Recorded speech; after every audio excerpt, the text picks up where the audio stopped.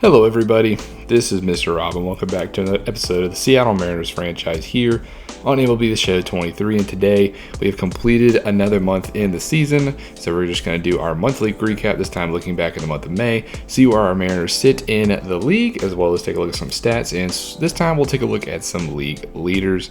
If you're excited for this one and the rest of this franchise, make sure you drop that like and you subscribe down below, especially if you want more franchise content. So the Mariners have ended up the month of May, and May was very good for your Seattle squad. We sit 38-21 on the season, and this month we went 18-10. A lot of green W's on the board. Our AAA affiliate, the Tacoma Raiders, they went 12-14, and then the AA Arkansas went 13-13. So the minor leagues didn't do as well as our major league squad, but everything is still good in the organization. Now another month down means there are some players of the month, so we'll take a look at those. In the American League, the pitcher of the month was the Texas Rangers' Jacob deGrom, who had 5 starts, 5 wins, 43 strikeouts with a 1.18 ERA. The two-time Cy Young Award winner is doing just fine with his new team.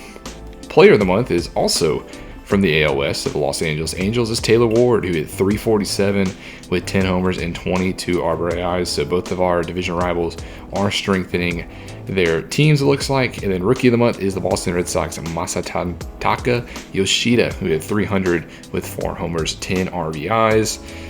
In the National League, pitcher of the month is Justin Verlander of the Mets, who went 5-0 in 6 games with a 1.39 ERA and 33 strikeouts. Player of the month, Manny Machado down there in San Diego, who we'll see actually next episode. He hit .388 with 8 homers and 24 ribbies. What a month for him. And then rookie of the month is by the Dodgers, Michael Busch, who hit .359 with 2 homers and 10 RBIs. Not bad himself. Let's take a look at the standings around the league, see where it's shaping up after 2. In the AL East, the Blue Jays lead the division. They sit 36-25 with a 5-game lead over the Boston Red Sox. In the Central, it's the Guardians who lead the way, guarding, yes, pun intended, the top of that division, 33-26. But right behind them by half a game is the Minnesota Twins. We lead the AL West, 38-21. We are ahead of the Astros by 2.5. We put together a very solid month. Astros didn't do as good in the month of May, so it's nice to see us in the top of the division. Wild card goes Astros, Twins, White Sox, and then the Rangers. They're all fighting for those spots, and 1.5 behind is the Royals and the Red Sox. In the National League, the Mets, one of the best teams in baseball, 47-14. They are dominating the NL East. In the Central, it's the Cubs who lead the way, 34-26. And in the West, the Dodgers, 40-20. All 3 division races not really close at the moment, but your wild card teams would be the Phillies, the Padres, and the Atlanta Braves. We'll spin the next little bit where we usually do in these episodes, and let's take a look at player stats, kind of see the team and see where we are heading.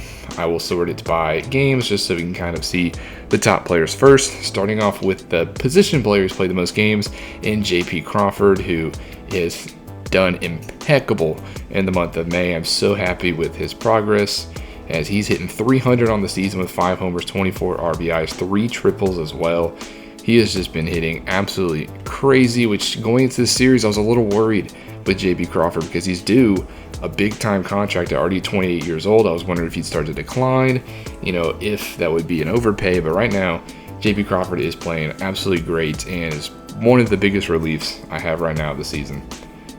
Then we have a couple players with 51 games. Ty France, an all-star from a season ago. He's playing like an all-star again, hitting .298 with 6 homers, 28 RBIs. He is a very good 3-hole hitter for us, and he's on the books for a couple of years with team control. So Ty France also doing a great job over at the first base side.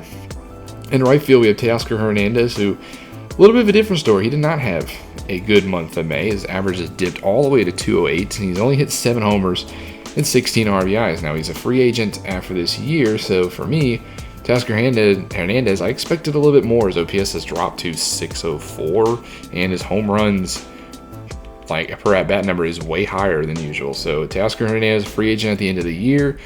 I would have liked to bring back Teoscar, but he's making it not easy on himself because I do like him a lot. He hits for great power, especially against lefties. But, he's 87 overall. He's going to probably demand a lot of money this year, and Teoscar Hernandez is not playing like I would have hoped for. Then we have Eugenio Suarez, another guy who Started off the season as basically a home run or strikeout kind of guy, and in the month of May, he's kind of just become a strikeout kind of guy. Hitting 198 on the season, still has 11 homers, but did not hit as many in the month of May. So another player that I'd like to see step it up coming into the month of June, because he's also due for next season as well. In left field, we have A.J. Pollock, who came over this offseason from the Chicago White Sox, and he's playing really good. Very good against lefties, but he's also playing good against righties, too. He's hitting 280 with 7 homers, 23 RBIs. He has been a nice left fielder to have in the other high corner on the other side of Hernandez. J-Rod, 268, 10 homers, 45 RBIs, and something else is he has 15 stolen bases already. So Julio Rodriguez showing that he can also steal some bases, and he's not just a hitter, and he actually leads all of the American League in stolen bases with his 15. So I have not played personally very good with Julio Rodriguez, but he's done very good in the sim, so we'll take it. Colton Wong, that second base, hitting 221. He is basically our staple leadoff man. We did hit his only home run of the season, which was pretty awesome. A perfectly timed pitch out to right center. I like to see the average maybe a little higher, but I mean, he's done a pretty decent job, I would say, at the leadoff position. I won't complain too much with him. At catcher, the big dumper, Cal Raleigh. And you can see a lot of these guys are on cold streaks. Our offense, despite us being one of the best teams in baseball, has actually not been that good. We're actually in the bottom third of the league in offense this year in terms of batting average. Cal Raleigh started off the season phenomenally. I was like, wow, switch hitter catcher, the big dumper, improving. Tom Murphy might become expendable at the trade deadline. And right now, Cal Raleigh went the opposite direction in the month of May. He played terrible, and now, Tom Murphy's played a lot more, and I'd like to see him go back to what he did in April, because I really want to see Cal Raleigh stay a piece of this offense. I still have a bright future for him, but, I'd like to see those numbers go back in the other direction. Then we start to get some of the bench players. Dylan Moore, who's played a lot at DH this season. He's only hit 213, 2 homers, 7 RBIs, but he has stolen 10 bases, which is like in the top 5 in the American League. So when he gets on base, he's a threat, because he has like 99 steal, but, he just needs to get on base a little bit more often. He is 30, so I don't know how much longer it's going to hold up. Another guy who's been DHing, Sam Haggerty, who's hit only 218 on the season, has yet to hit his first home run.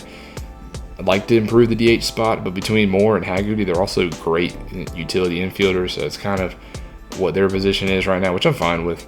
Tom Murphy has gone cold as well. He's hit 186, and, like I said, he's a free agent after this season. I was thinking maybe potentially move him at the deadline, but, he's not really playing like he's got some value. Taylor Trammell in the outfield, yes, he's only hitting 208, but I've been impressed with Trammell's spot starts. He's played 15 games. I think he's played pretty decent. He's only 25 years old. He's going to get better, in my opinion. So, yes, he's only hitting 208, but he's still very young. So, he has a bright future if he continues to play and improve like he has been doing. Evan White, he's a first baseman. He's only played 214 in terms of average. Only played 11 games. Not much else to say about him. And then, obviously, the new guy we signed, new for this season, is Robinson Cano. We brought him back to Seattle, and we saw on the last episode the grand slam against the Rangers. That was what a moment that was. And if that's all Robinson Cano does this season, I am perfectly fine with it. Give him a little bit of a slang song. Yes, it's probably more of a crowd pleaser kind of role instead of like an actual contribution to the team, but sometimes that's what you got to do. On the pitching side of things, we'll sort it by innings pitched, so we'll go by the starting pitchers first. Robbie Ray comes up first with a 3.31 ERA. The former Cy Young Award winner has not really played Cy Young Award levels, I would say, this season. His ERA is down. His whip is about the same it was last season.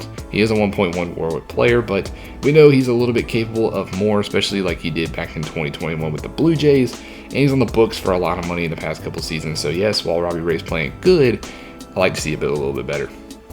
We have Logan Gilbert, who is on fire. Our pitching in the month of May was absolutely spectacular. We were one of the best pitching teams in baseball. Logan Gilbert has done a good job leading the way with a 2.65 ERA, 6-1 in his 12 starts. I mean, very good. 25 years old, only going to get better. Our rotation, that's the scary part, should honestly get better and better. And then right behind him, George Kirby, also 25, 2.67 ERA of his own. I mean, these two pitchers have been absolutely lights out, and they're still both 25 apiece. Can you imagine when they get into their prime? Chris Flexen, the number 5 guy in the rotation, he's done very good, especially for a number 5 guy with a 3.49 average, his career best up to this point. I mean, he's a 5th rotation starter, and that's how he's playing. I mean, that shows you how good our rotation has really been. So very impressive Flexen since coming back over from Korea and playing like he did in the pandemic. He's really stepped up his game. As you can see, he's improving in a lot of areas. B potential. I mean, he's got room for improvement, and I've been very, very pleased with Chris Flexen. Then you got Luis Castillo, which is odd because he was our all-star. He was our ace going into the season. He's probably played, honestly, the worst of the pitchers. 3.58 ERA, 3-6 in his starts, 1.25 WHIP, which has gone way up. Only a 0.7 WAR this season. I mean, his strikeout numbers are down, his walks are up, his home runs are up. Probably been our worst pitcher so far, and he's on the books also for a lot of money the past next few seasons. So, like Robbie Ray, I expect a little bit more out of Castillo. Then we have Marco Gonzalez, who's kind of been that spot starter since long reliever. Spent a little bit of time in AAA as well. There was an injury to Castillo, so Gonzalez stepped in and kind of re-won his spot back with the Major League club, but his spot is not necessarily guaranteed. So Gonzalez needs to probably play a little bit better. Otherwise, we'll probably give Justice Sheffield a chance. Then we have our best reliever, Penn Murphy. Has been absolutely sensational this season. Could potentially make an all-star game as well. I mean, 1.24 ERA. Did give up his first earned run until this month, which is pretty incredible. And, I mean, he's only given up 5 earned runs in that time. Only walked 8 batters. Striking out 30. He is definitely my go-to guy in the pen. If I have somebody I need to throw in and keep the game close, it's Penn Murphy. Diego Castillo, 2.97 ERA, which has gone way down this month. He's played a lot better in the month of May. He was back up to, I think, the 5s in April. So, nice to see him trend in the positive direction.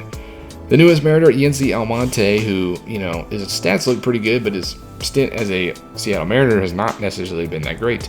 We acquired him this month in a trade. We sent over left field prospect Gabriel Gonzalez to the Dodgers, and I'd like to see Almonte do a little bit better.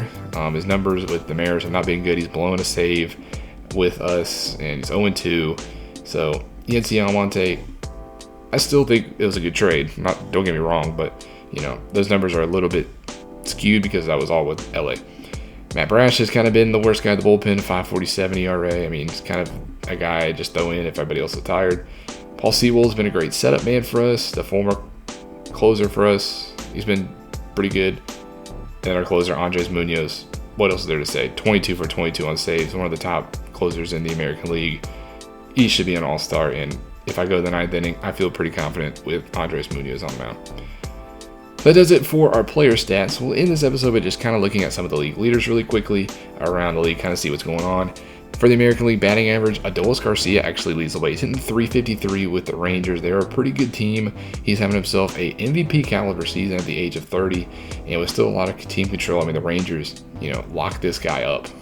As far as home runs, Mike Trout and Byron Buxton are tied. RBIs, Jose Ramirez leads for the Guardians. Stolen bases, yes, I'm talking about Julio Rodriguez right there with 15, but Dylan Moore tied for 4th. He's got 10. So we can get on the base pass and actually steal some bases, which is pretty impressive. OVP is Mike Trout, slugging Byron Buxton. OPS would go to Trout. Ohtani right behind him. Remember, Ohtani is hurt with that fractured shin, so that's a big loss for LA. On the win side of things, Alek Manoah and Shane Bieber both have 9. Saves goes to John Schreiber, but right behind him by 1 is Andres Munoz. ERA leader is Clark Schmidt of the Yankees. The Yankees actually have a couple up there with Garrett Cole as well.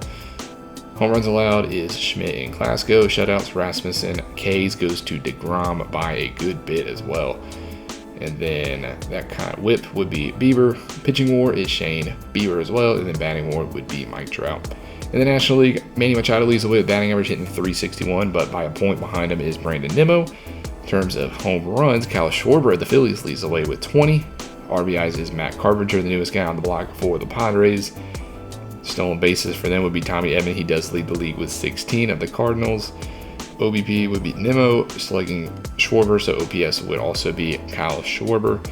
On the pitching side of things, Verlander was the first guy, 2 double-digit wins with 10. A couple guys with no losses on the season, David Pearson and Michael Wacha. Saves is Brooks Raleigh, so he ties the Major League lead out there in the NL for the Mets. Your ERA leader is Clayton Kershaw, still kicking at the age of 35 years old with a 151, pretty dominant. He's also leads the NL with shutouts, and strikeouts will be Brandon Woodruff, followed by another Brewer in Corey Burns. In terms of your pitching war leader is also Corbin Burns, and then batting war leader is Manny Machado. So just a little bit of a recap around the league. Next episode, we'll rejoin our American League squad, in the Seattle Mariners, as they have a 2-game quick set in San Diego, and then a road trip to Anaheim to face the Angels. But that's going to do it for this one. I hope you guys enjoyed. If you did, make sure you drop that like and you subscribe down below, especially if you want more franchise content. This is Mr. Rob, and I'll see you in the next one.